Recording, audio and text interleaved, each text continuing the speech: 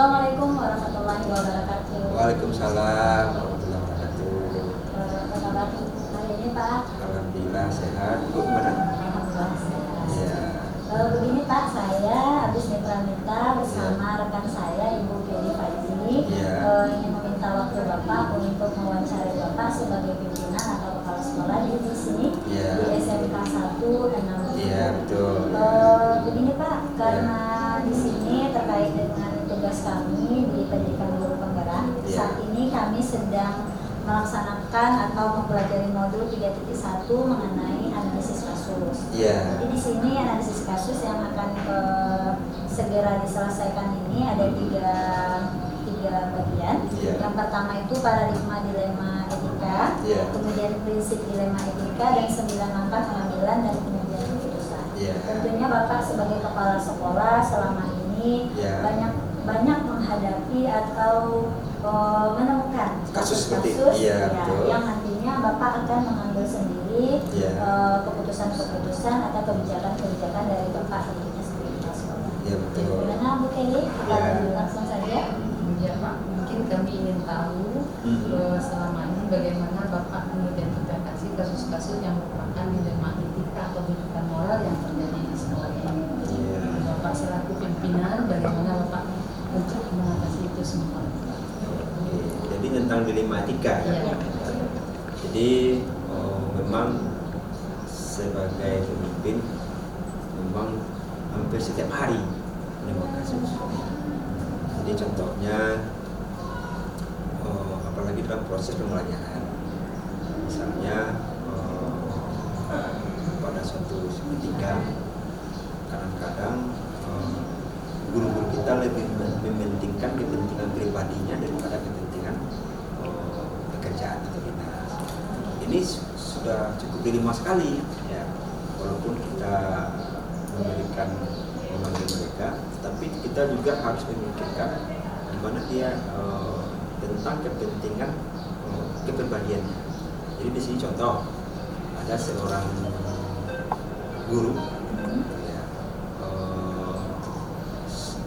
pada suatu hari beliau mengatakan, Pak, saya hari ini nggak masuk dengan alasan bahwa ada bank Indonesia pesta katanya.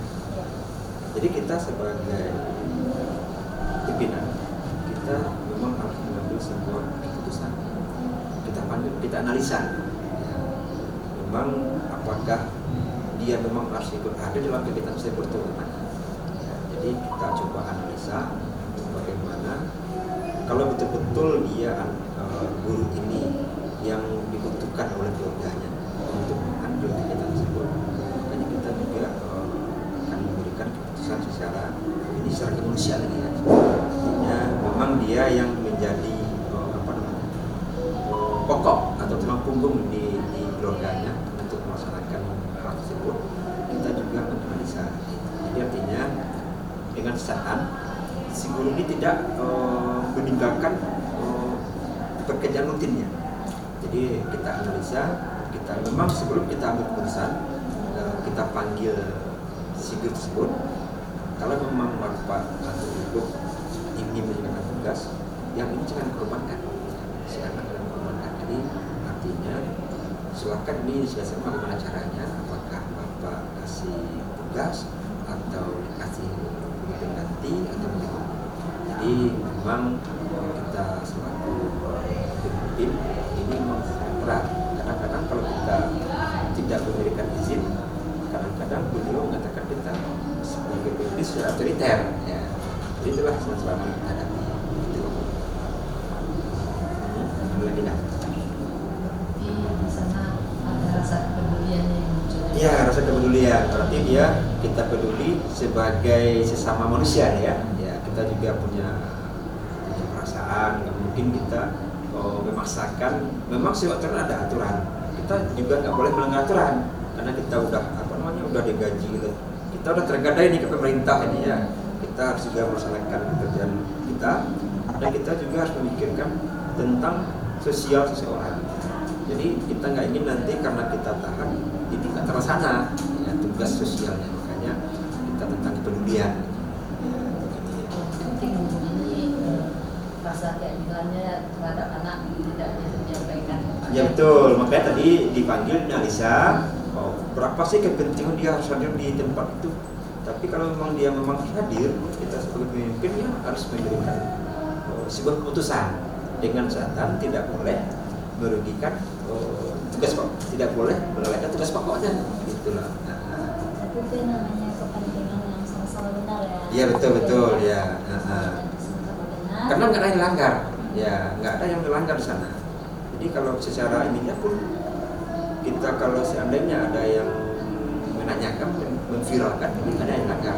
Karena kita yang si anak tidak ditinggalkan begitu saja, tetap kita proses dengan ada, walaupun misalnya guru pengganti atau diganti oleh piket atau secara daring kan sekarang bisa, atau melalui Zoom atau terserah, yang penting tugas pokok tidak ditinggalkan. Iya.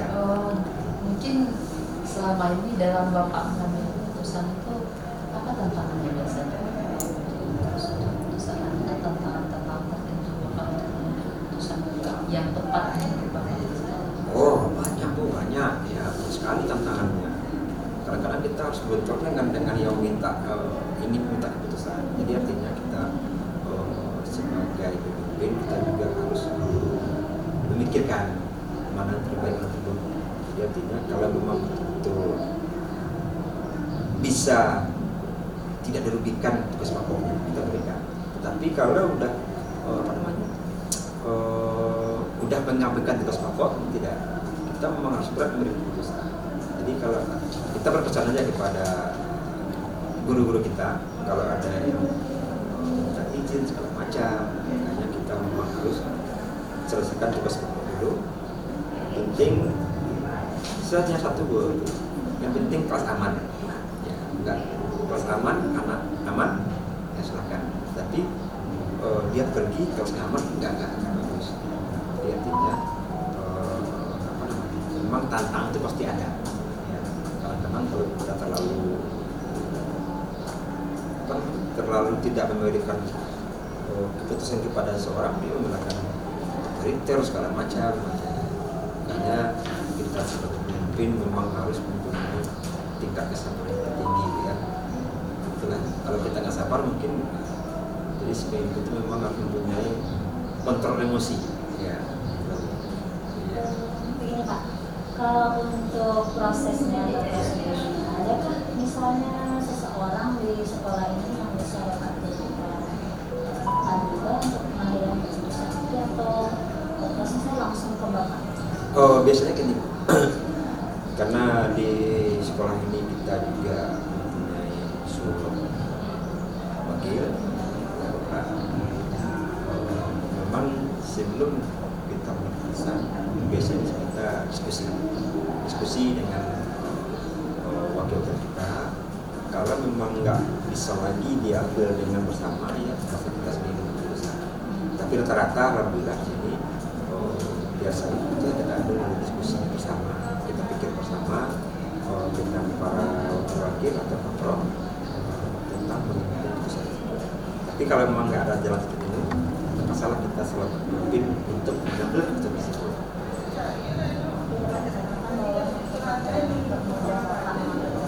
Itu juga melibatkan sejumlah atau beberapa orang yang Iya betul ya.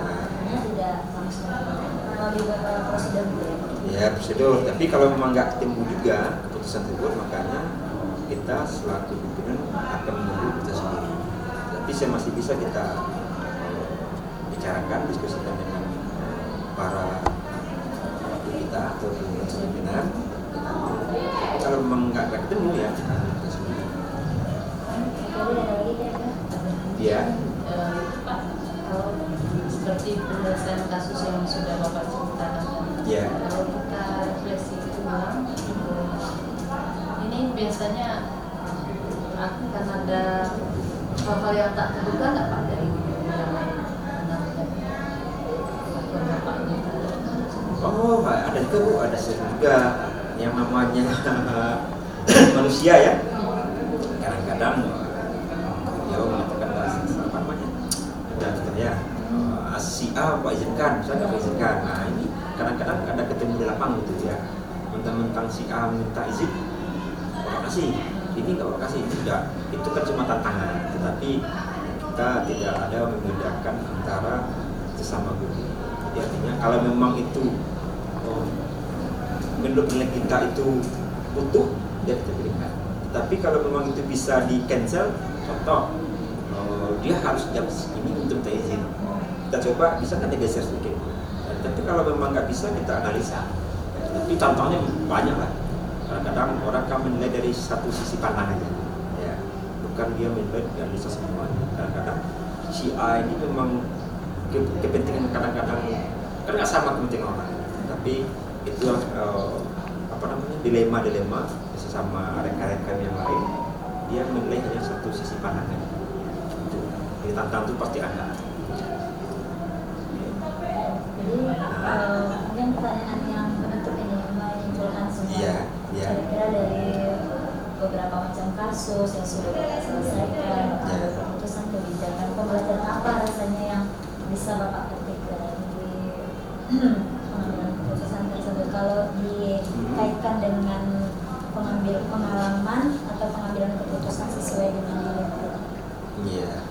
Jadi pelajaran yang dapat kita ambil dari sini, yang dilema etika itu memang dilema ya. Jadi kita harus kalau dikasih nggak dikasih ada yang menuntut. Jadi memang dilema itu memang harus kita hilangkan. Jadi makanya pembelajaran yang saya dapatkan selama mengambil keputusan, kita tidak ingin terjadi hal-hal yang tidak kita inginkan. Memang tadi kalau kita berprinsip dilema sosial ya, jadi artinya kalau memang ada guru kita yang betul-betul dia yang membutuhkan dengan kesehatan tugas pokoknya. Jadi artinya tidak ada yang, apalagi kita ASN, kita harus sumpah mementingkan kepentingan nasional di atas kepentingan pribadi, itu sumpah kita di ASN ya. Tapi walaupun itu secara aturan, kita juga mempunyai naluri sebagai kemanusiaan ya, walaupun itu secara aturan itu sudah wajar mengutamakan kepentingan nasional di atas kepentingan pribadi golongan. Tapi kita sebagai pemimpin, kita juga selaku umat sosial ya, kita juga harus ada rasa peduli sesama manusia. Jadi memang ini sangat dilema sekali ya Bu Dita ya, kalau kita lihat sangat. Jadi pemimpin itu memang ya, seperti yang dibilang tadi, memang harus tingkat kesabarannya tinggi, tingkat emosionalnya harus ditahan. Jadi memang saya pernah mendengar tausiah dari Somad ya, 50% orang itu saya memberikan, 50% pasti benci sama kita. Jadi 50-50 ya, itu pasti itu dimanapun kita berada. Jadi nggak semua orang akan milik kita baik. Jadi menurut saya coba dengan Somad ya, 50% baik, 50% tidak. Jadi kita harus, walaupun dia tidak baik kita harus melindungi juga. Jadi nggak perlu kita terlalu masuk ke sana. Yang penting kita tidak merugikan seorang dalam berbangsa.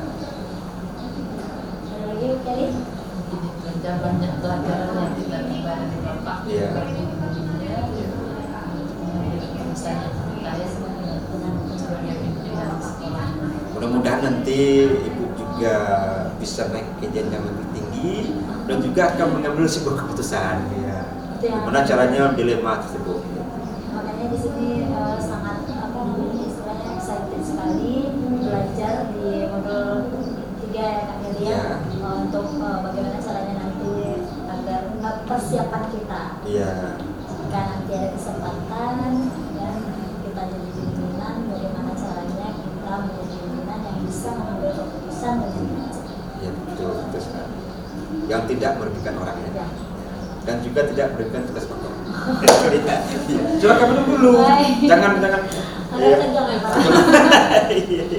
Gimana Pak Kelly? Sudah selesai? Kira-kira ada lagi? Ada lagi yang mau ditanyakan? Selagi waktu masih ada. Iya. Silakan minum. Ya. Tetap menjadi dulu. Oke. Kata. Yang lagi ya. Baik, Pak, terima kasih atas waktu yang telah Bapak berikan sebagai Kepala SMK 1 Limpung. Bapak sudah memberikan jawaban-jawaban dari pertanyaan-pertanyaan kami terkait dengan bagaimana analisis kasus pengambilan keputusan atau kebijakan dari Kepala Sekolah. Sekali lagi terima kasih, mohon maaf Pak jika ada kesalahan. Saya Wisnu Talita dan rekan saya Kevin Fadli. Saya juga belajar dari Ibu ya. Nah, walaupun untuk tadi wawancara saya juga belajar bagaimana caranya, apa yang diinginkan dari kita. Jadi kata apa namanya, walaupun tahu kita juga harus belajar terus untuk memperbaiki diri kita. Oke. Baik Pak, Oke, terima ya. kasih. Iya. Terima kasih Pak. Kan Warahmatullahi wabarakatuh. Perkenalkan Pak, saya Kelly Fajri dari SMK N1 6 Lingkung Pak. Ya. Saya ingin menanyakan Bapak selaku kepala sekolah bagaimana cara mengambil sebuah keputusan ketika terjadinya suatu dilema Pak, dilema etika atau rujukan moral Pak. Biasanya Bapak ngambil keputusannya seperti apa Pak?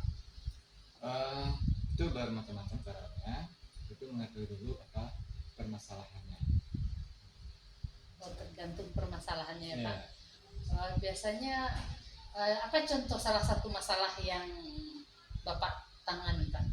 Ya, salah satu yang kita temukan itu ada kayak guru yang terlambat, yang absen, atau bisa juga dari peserta didiknya yang sering absen, cabut, terlambat. Langkah atau prosedur apa yang Bapak lakukan terhadap guru yang datang terlambat itu Pak?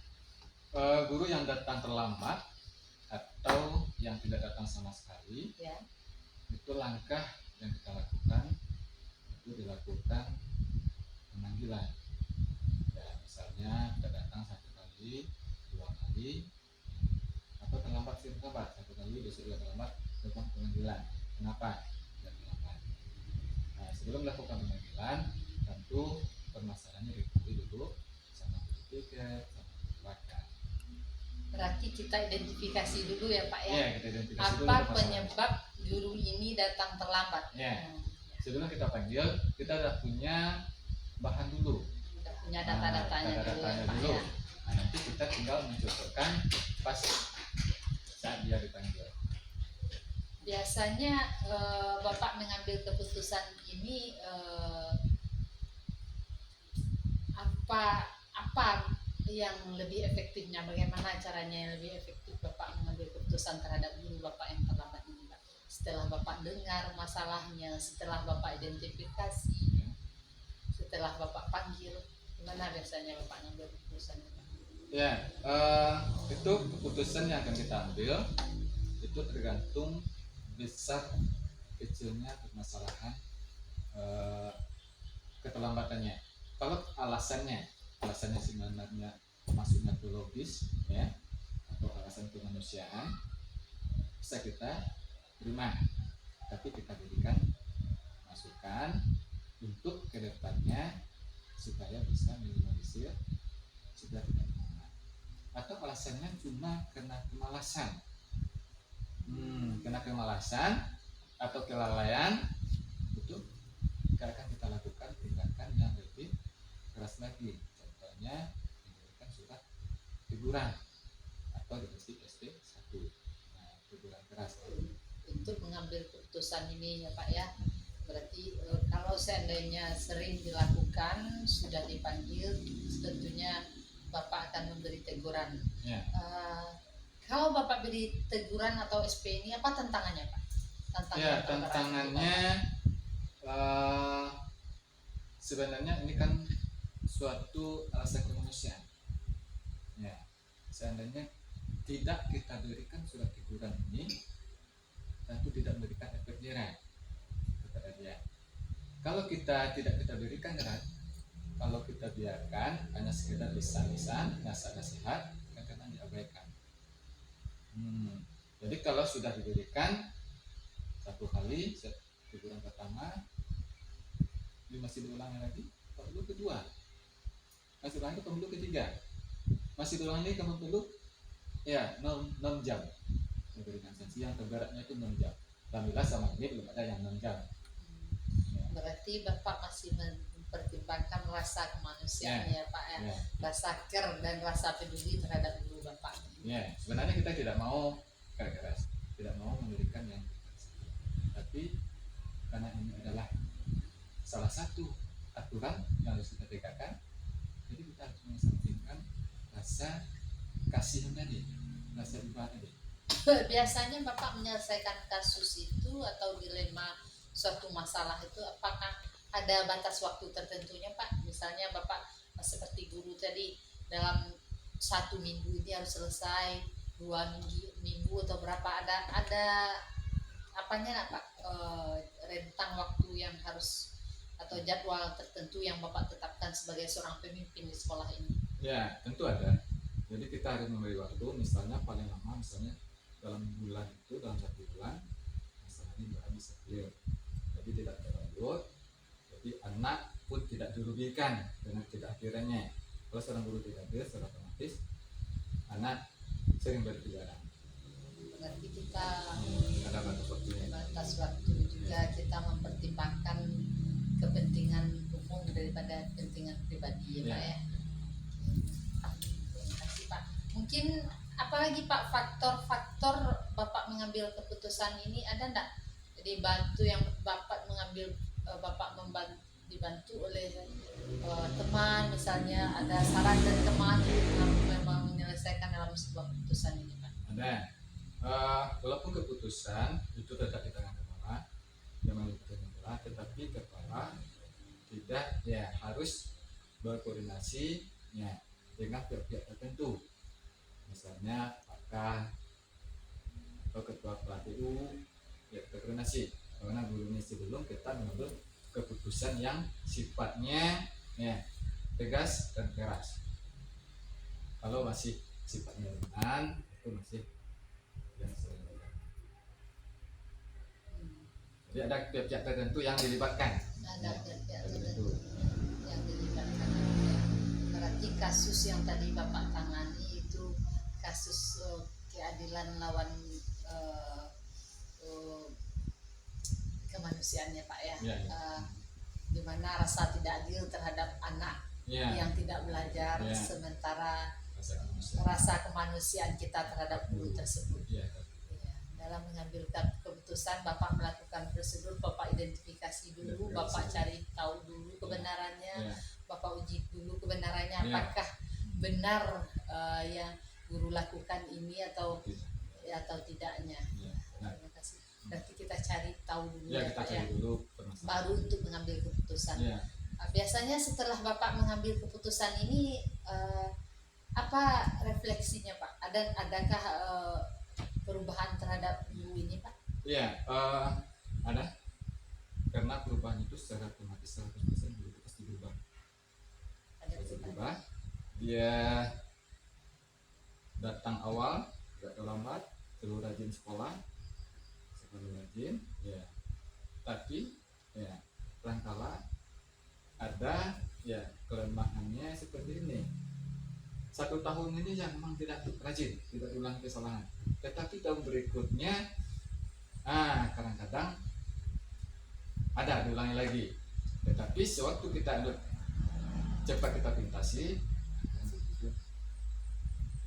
jadi ada perubahannya itu ada. Ada hal-hal yang tidak Ya. terduga Ya. dari Ya. kasus ini ya Pak Ya. ya. Terima kasih Pak. Ya. Mungkin banyak pelajaran yang saya timba dari Bapak tentang mengambil suatu Terima kasih. keputusan. Bapak selaku kepala sekolah di sini. Ya. Terima kasih banyak Pak atas waktunya. Ya. Jadi kalau ada yang nanti yang bertanya, saya siap untuk menjawab. Terima kasih banyak. Assalamualaikum.